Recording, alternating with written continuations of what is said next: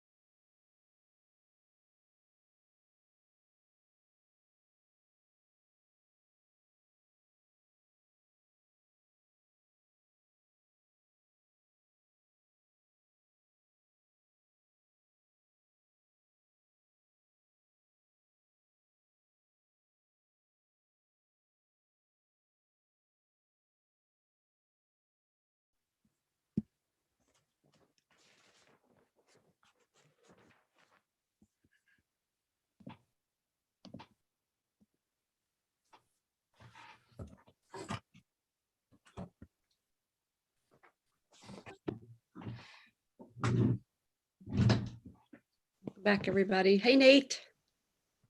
Hi.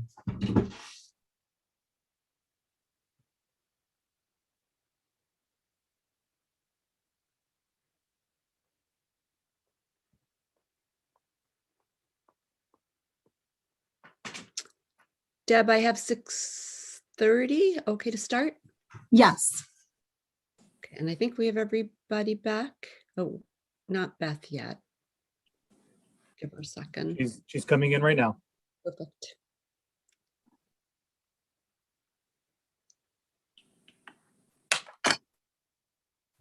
Okay, I think we have everyone. Welcome, everybody. Thanks for being with us tonight in whatever form you are with us this evening. Happy Valentine's Day to anybody who celebrates. And we will call the meeting to order and ask everyone to stand for the pledge, please. I pledge allegiance to the flag of the United States of America and to the republic for which it stands, one nation under God, indivisible with liberty and justice for all. Thank you, everyone. Jamie, ready for you whenever you are. All right. Good evening and happy Valentine's Day to celebrate as well. No place you'd rather be than right here with us on Valentine's Day, I'm sure. So I have a few things. I hope to not take too long with all of them. I just wanted to give a recognition to our middle school drama. They this weekend had Dear Edwina Jr., 3 showings, and it was fantastic. It was just a really fun show. The audience, the students, the adults that worked on it clearly had a great time, and it was just nice to see that joyful energy of, back in the auditorium, because remember last year they didn't have a show, and so it was nice to see that back, and so that was a point worth celebrating. I don't want to steal any of Nate's thunder, so I'm going to be really careful here. I'm not going to venture into the academy stuff, so I'm going to change my comments a little bit. I want to talk a little bit about calendar of 2022 and 23, next year's school calendar. BOCES did adopt theirs last week. That lets us then kind of go in and try to finalize our calendar, which is something we'll work on over the next few weeks. Debbie kind of put a draft in order, and it's a tight calendar again. The last 2 years have been really tight. This one might be the most difficult of all of them, because we begin after almost a full week in September. And then the last rating day for Regents, we have another full week in June before, after school's out, before we even get into July, which, that shows it's shortened. And then next year also is when Juneteenth becomes a required holiday for schools. This year it was not required, next year it is. So that's one more day we have to kind of factor in. The points of contention typically are whether or not our calendar aligns with Monroe County calendars, because we have a lot of people who live in Monroe County and their children go there, and specifically spring break, and they do align this year. This next year, I should say, this current year, they do not, which is difficult for families. And so that's a plus. But we found ourselves in a position to be, we're going to be short a day, and the holiday break is a week and a day at most. And it might just be a week because, like I said, we're short a staff day.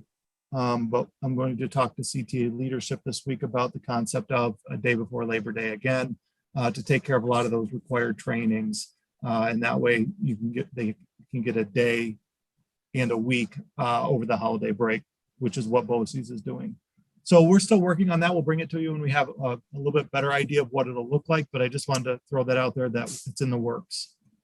I also want to talk about last week, Governor Hochul did mention specific to schools and masking and some of the mandates that, in her words, she anticipates the requirements for masking in schools to go away after March 4th. But she didn't make that a guarantee. She said she wanted to look at a few things. One of those things was the rate of infection amongst school-age students and staff the week before that. And the week before that is the week we come back from February break.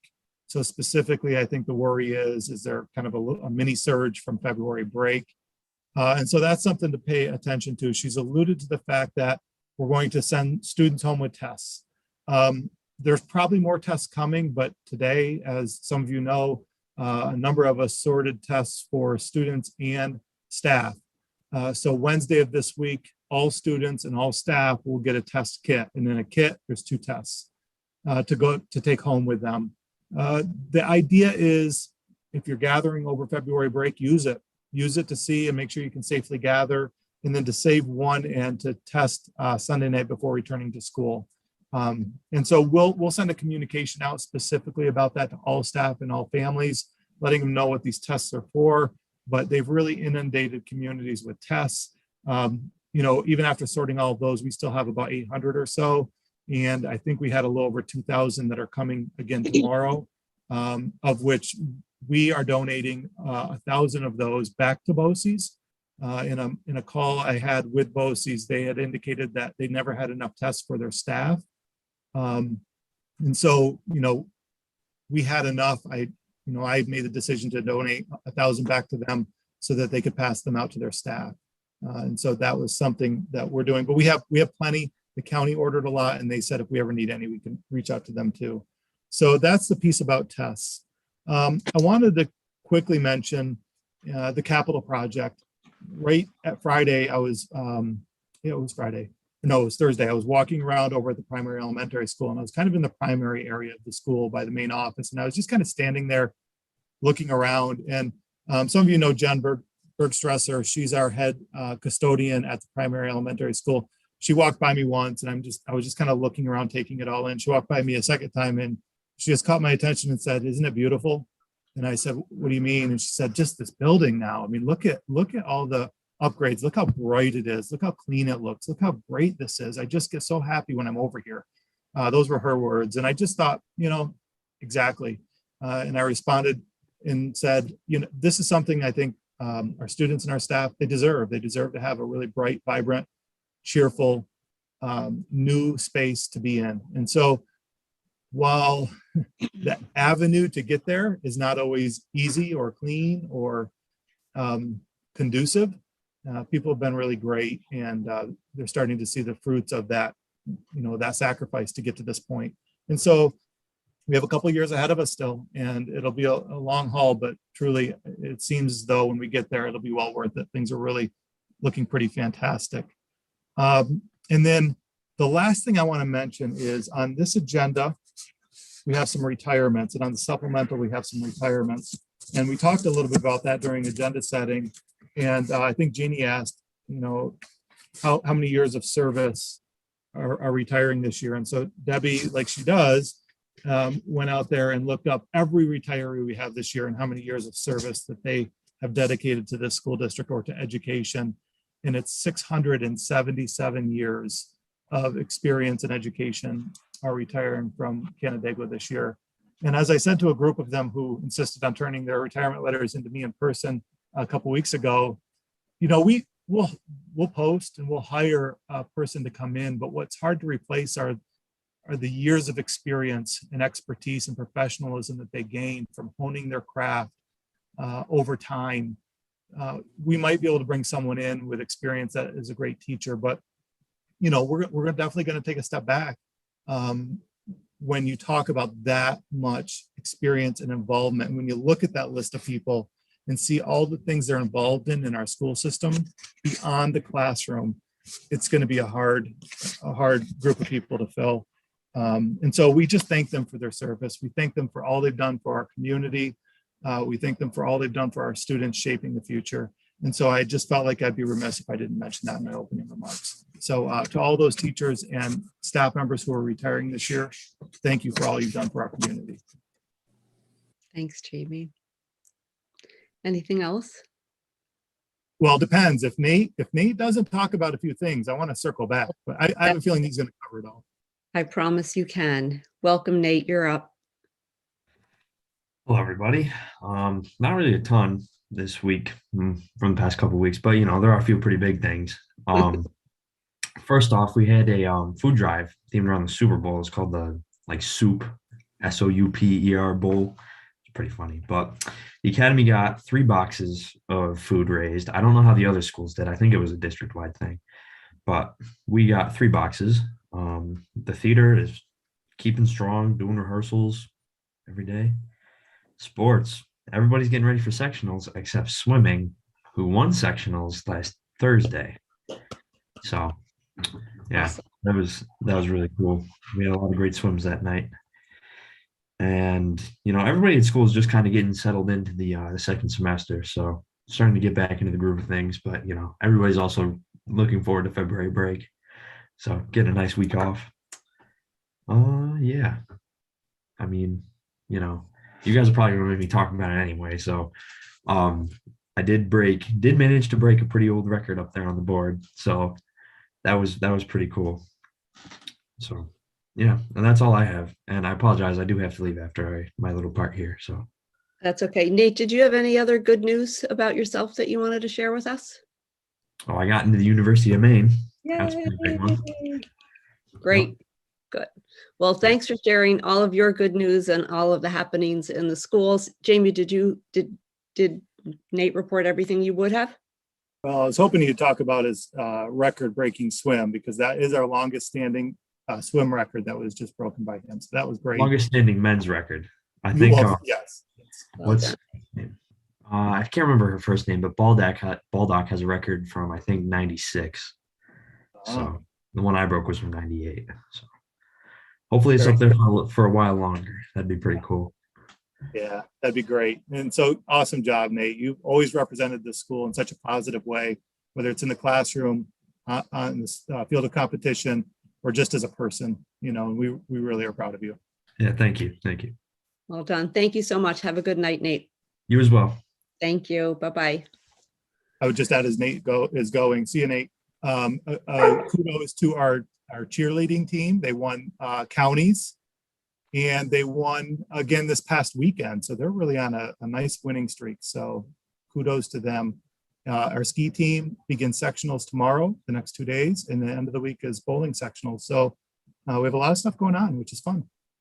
Jamie, you reminded me of something today. I wasn't able to get to the middle school show, but Jamie reminded me that the academy players, high school thespians, go down to the middle school to see the show.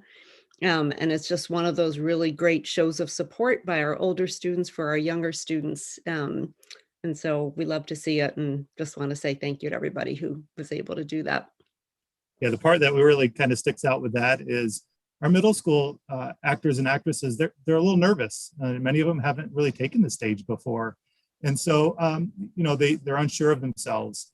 And the way our academy theater students support them and cheer for them, and they applaud, they really erupt into applause to help them feel comfortable at different moments where they might be showing some vulnerability. And it's just so touching and so genuine and sincere. That's my favorite part of the whole thing, is the older kids supporting the younger kids. Yeah, it's pretty great. All right, that was not one of my four, just for the record. Let's see, we have minutes up for approval. I'll ask for motions, please. Michelle, Beth, questions or comments? All in favor? That carries unanimously. Thank you. And Matt, our presentation, please. Jamie is currently working on, I think, either sharing screens or giving me the ability to share. What would you like to do, sir? There's your answer. All right, well, good evening, everyone. We have a strategic plan update for the winter. We've had a later update for the fall, just given a couple different things we wanted to provide in advance in terms of updates to the Board of Education in regard to our sequencing of educational presentation topics. So this one's going to most specifically kind of focus on goal number 3. I'll get into that in a little bit. But I guess another happening in the district, as you can see, here's a picture from our spelling bee this year. We had Ava Babu from 4th grade as our district champion, and Stephen Shahada to the right of Frito Hanlon here, as we can see on the image, as our 2nd place winner. So they will be representing us in the regional competition coming up in March. So congratulations to them.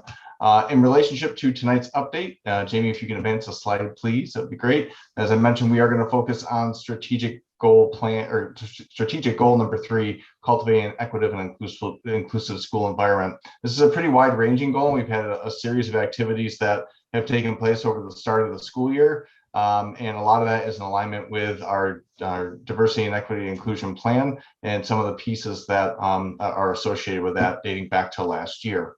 One of the things that's been helpful, Jamie, if you can advance the slide, please, is trying to look at a visual like this one. We recently reviewed this visual, and it was helpful to put this together, not only for our extended cabinet, so that our administrative team kind of had full awareness of the alignment of where things are headed with our diversity, equity, and inclusion plan, but really it's the anchor of what our advisory committee has been working on since last year. As we can see on the left, moving toward the right, we have our 4 district goals, and again, of which cultivating an equitable and inclusive school environment is one of them. But that advisory committee really developed an anchor for our district's diversity and equity and inclusion plan, which in fact are those 5 pillars and the 3 goals to the right. Now, associated with those 5 pillars and 3 goals, as we can see them on the screen, was a charge from the committee for us to engage in 3 very specific activities to try to help bring the plan to fruition this year. And so those 3 goals for the current school year are as follows. One of them was to engage in an equity audit to help us gather information to inform our future work, try to explore professional learning opportunities across the district, both for our administrative team as well as our staff. And then the third component is to develop a bias incident report and a protocol associated with that for our students, staff, and families. And so with these 3 different goals, I want to provide you with some activities to date. Jamie, if you can go to the next slide, please. The first piece, and you can see an image from the text that our extended cabinet has been engaging in monthly. It is essentially almost like a playbook or a handbook for schools to consider how to engage in 5 practices associated with equity-focused school leadership.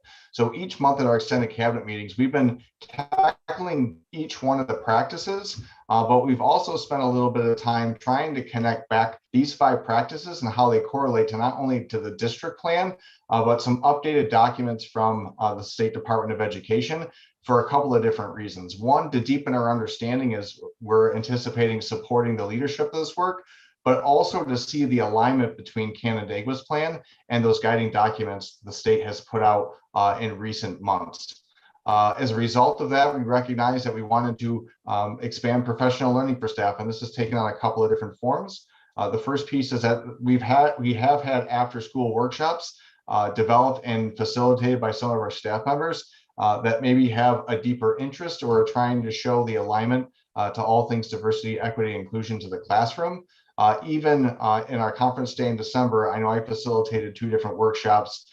That was an opportunity to try to help some of our newer staff who maybe didn't engage in what we previously engaged our staff in with what was called 3EPD, in which our staff explored all of those guiding documents from the state. The conference day workshops allowed some of our newer staff either to engage in it for the first time, or perhaps staff that maybe had engaged in it previously to see it in a new light and new context.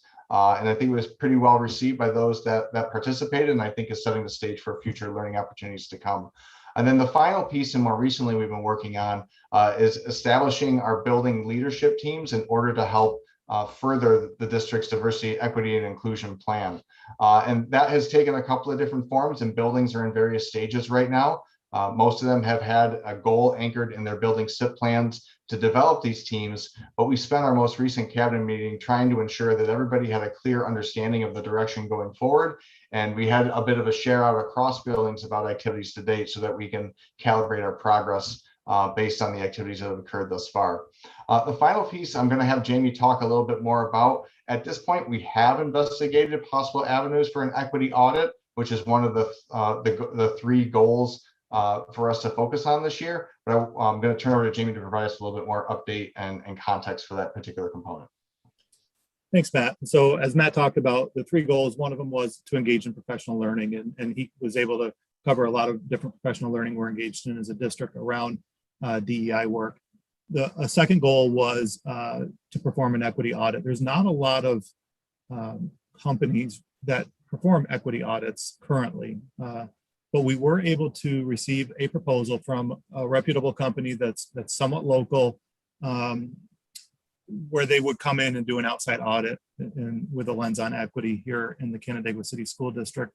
After reviewing the proposal, I reached back out to the director and just indicated that, my recommendation is we tap the brakes at this moment and kind of reconvene and look at perhaps what other entities are out there that can perform this work, or is there a different approach to take?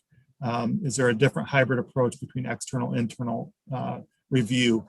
Now, the reason that for that was, I felt like the proposal didn't demonstrate a keen understanding of what our community is and what we were looking for with an audit. We have a lot of different diversity here, and our largest sort of diversity would be probably our socioeconomic diversity. And so a lot of these external equity audit firms, they're accustomed to going into more urban type settings. We're suburban, if not rural, if we're being honest with our setting, and therefore trying to have an organization that understands the unique challenges in more of either a suburban or rural sort of setting, I think is important. NICED is supposed to be putting together kind of a menu of organizations that perform equity audits. There's no determination of when that menu will be released, but I'm trying to find out, because it sure would be nice to have 5, 6, 7 different firms or organizations that we could reach out to and kind of understand what their experience is and where they've been and where they've done work to see what the best fit would be here for Canandaigua. Because if we're going to endeavor on this sort of thing, we really want to make sure it's done right, and they understand Canandaigua and what we're looking for here in Canandaigua. So our recommendation is to put a pause on that. We're meeting with the large DEI stakeholder group that's district-wide next week, or shortly, not next week because that's a week off, the week after, I believe it is. And then we are meeting with the smaller advisory group directly after that. So we want to kind of bring everybody in the large group up to speed where we are, and then regroup with a small advisory group to say, okay, now what? And how can we start, looking for other groups out there that can perform this work for us? Or do we create something that's a little bit more internally driven with some external components to it? And so that's something we'll kind of talk about with the advisory group. And again, the advisory group has community representation, district representation, and every building is represented too, to really help us guide that work. And so that's kind of where we are, the equity audit. And then the third goal was to create a bias incident response protocol. So if there was a bias incident, how could someone report it, essentially, if I'm just being really direct about that. In looking what some other schools have done, the advisory group recommended that we use the DASA form, the Dignity for All Students form. It notes things around bias or racist events. And so why create a separate approach when it's built within something that already exists in every school across the state? And so there's a link on here. I won't follow it because then I'm going to have to scramble to try to get back to the presentation. You have the presentation, you can follow it, but what it does is it takes you directly to our website, and we have the DASA website, a little page off of there. And on there, it talks about, what is DASA? What is a reportable DASA incident? Who are the DASA coordinators in every building? So what that administrator's name is and what their contact information is. And there's also a form to report a DASA incident. So that's something that we've created this year, but I think the next step we would like to do, it's twofold. We'd like to make it a little bit more of a prominent button on our website. So you don't have to go to district and then to DASA and click on multiple places. Somewhere on our main page, a button that we could click on if somebody needed to report it. That's one piece. The other piece is we'd like to make that form a computer fillable form that you could fill out on your device and then click submit, and it would go to the DASA coordinator in the building to which you want to submit it. So really make it simplistic for people. And so those are some things we're going to start working on with our director of communications and our director of data to try to figure out how can we create that, how can we build that, and how can we make it more prominent. But they are there, they've done a nice job creating it. We just need to make it a little bit easier to access. So we're engaging in the learning. I'm confident we'll have the bias reporting protocol exactly where we want it by the end of the year, which was our goal.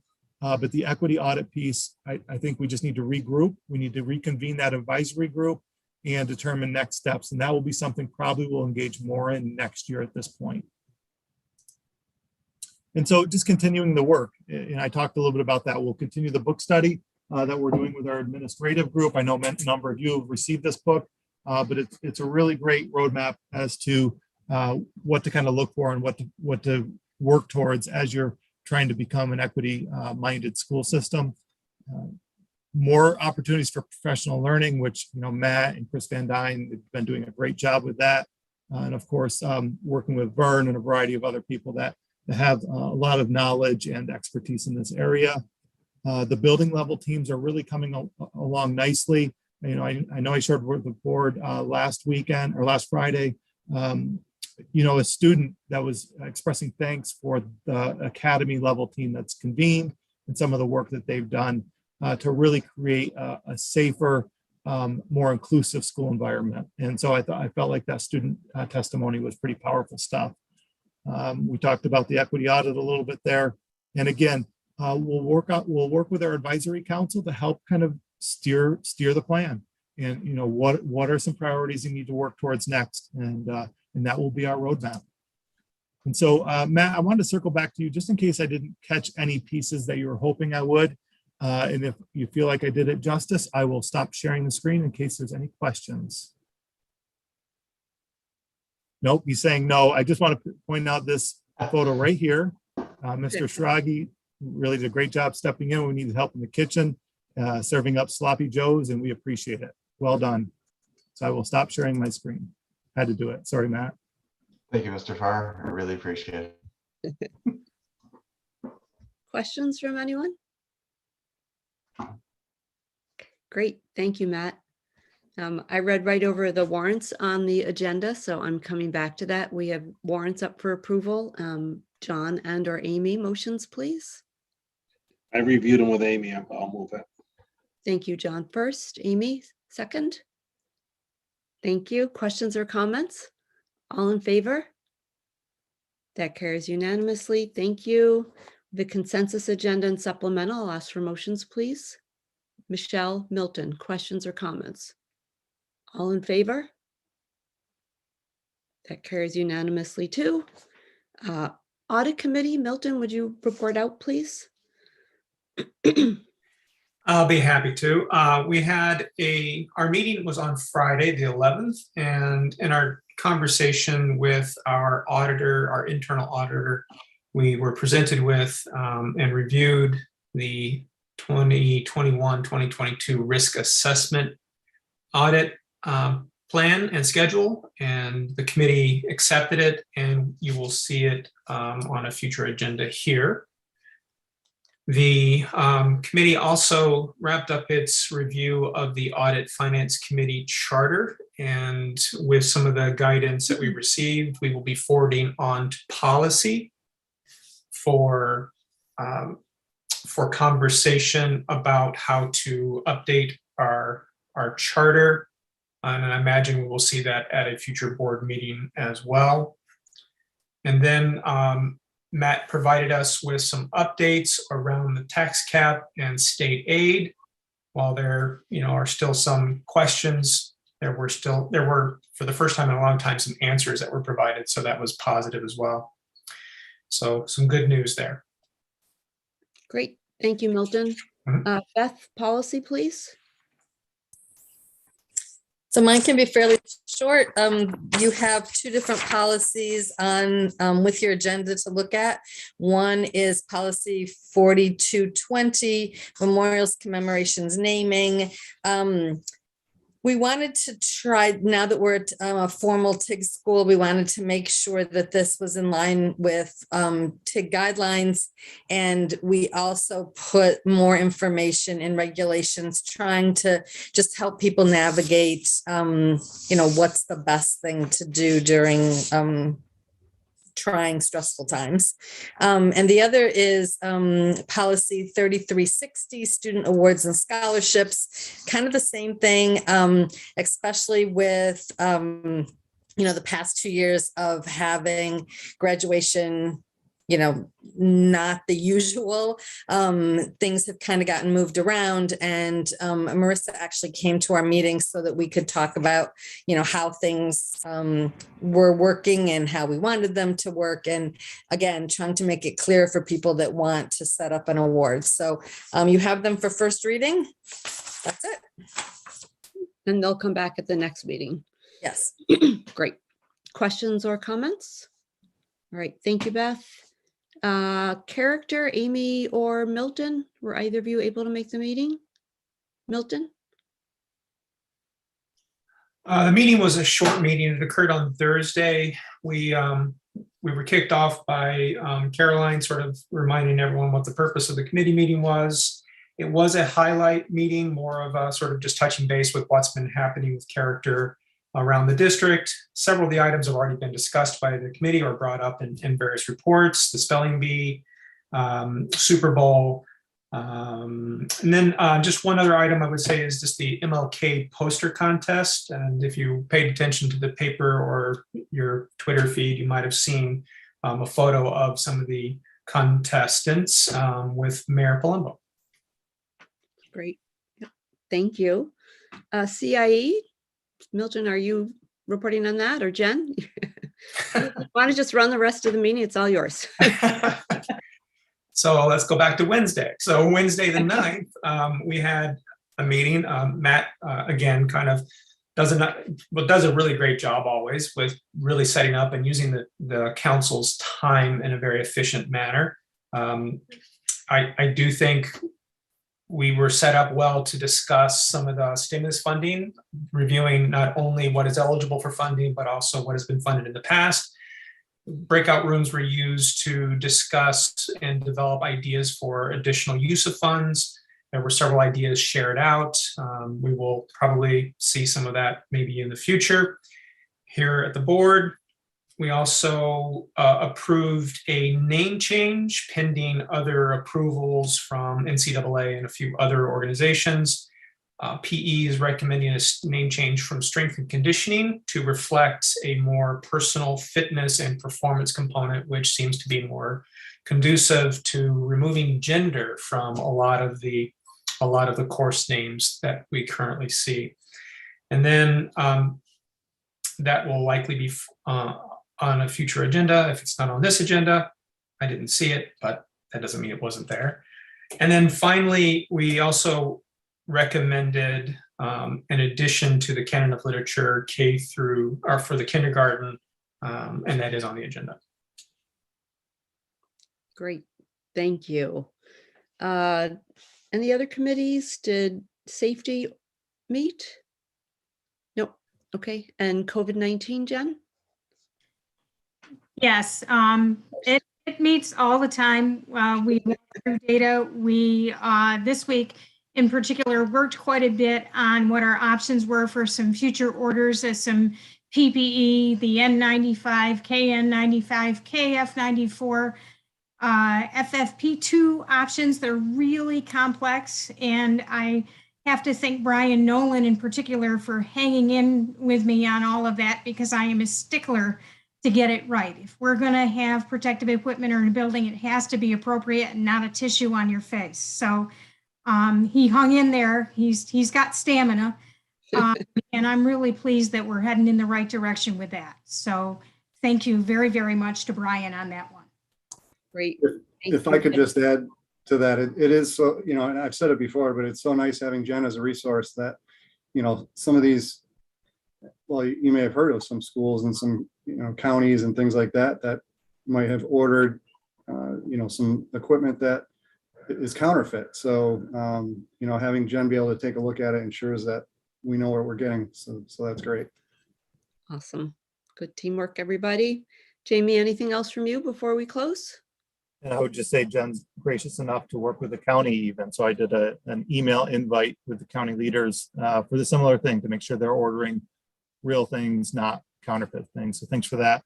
Last thing I'll just leave you with is, as I've stated over and over again, at our peak just a few 3-4 weeks ago, we had over 200 in isolation and about 300 in quarantine. As of today, we have 2 staff members in isolation. 13 students in isolation and 4 students in quarantine. What a difference 3 to 4 weeks have made. So hopefully we can keeping that pace. Yep. Great. Well, have a safe and wonderful February break, everybody. We'll see you at the next board meeting, if not before, and I'll ask for motions to adjourn. Michelle, every meeting, Michelle and Milton. All in favor? I assume that's unanimous. Thank you. Thanks. Good night, everybody.